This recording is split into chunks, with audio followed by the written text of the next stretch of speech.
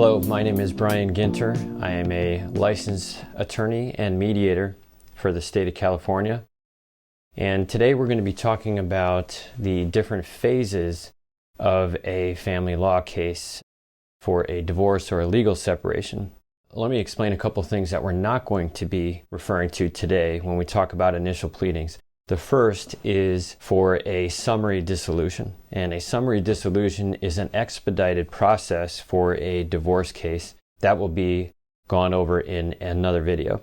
The other thing that we're not going to be talking about today is a default proceeding.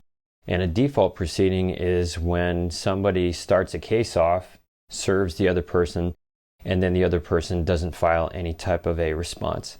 So we're going to be talking about, I guess what you could say would be a standard divorce or a legal separation case in the state of California. The first phase that you go through is what I call the initial pleadings phase. And in the initial pleadings phase, the petitioner is the one that starts the case off.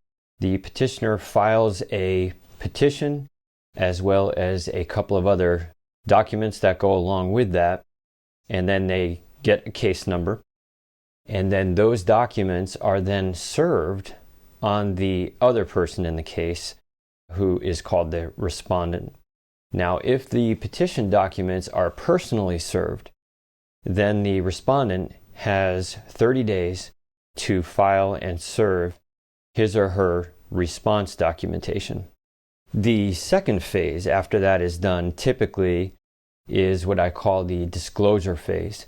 And with disclosures, you have to disclose pretty much anything that is financial. So all financials must be disclosed to the other side. And there'll be another video that explains disclosures in more detail. Disclosures consist of preliminary and final disclosures. Preliminary disclosures cannot be waived. So those must be served. And assuming the other side filed their response, then that person also must serve his or her disclosures, preliminary disclosures. Now, unlike the preliminary disclosures, final disclosures may be waived. So it's possible to get away with just filing one set of disclosures in a case. Now, throughout the case, you also must update your disclosures in the event there have been any material changes of circumstances.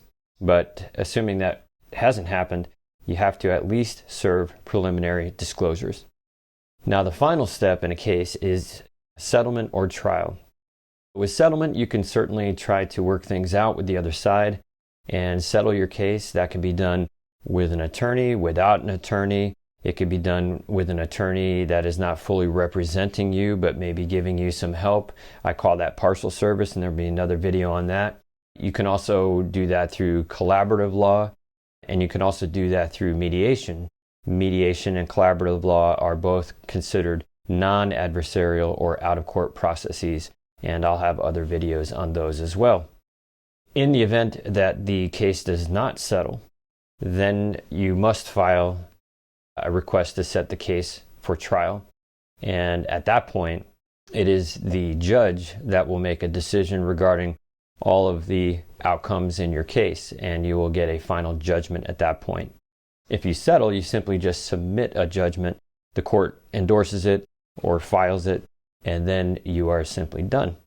Now, one phase that I didn't mention is because it doesn't actually always occur in a case, but temporary orders may be requested at any time throughout the case. So any time between the filing of the initial pleadings through the final judgment, you can request what are called temporary orders.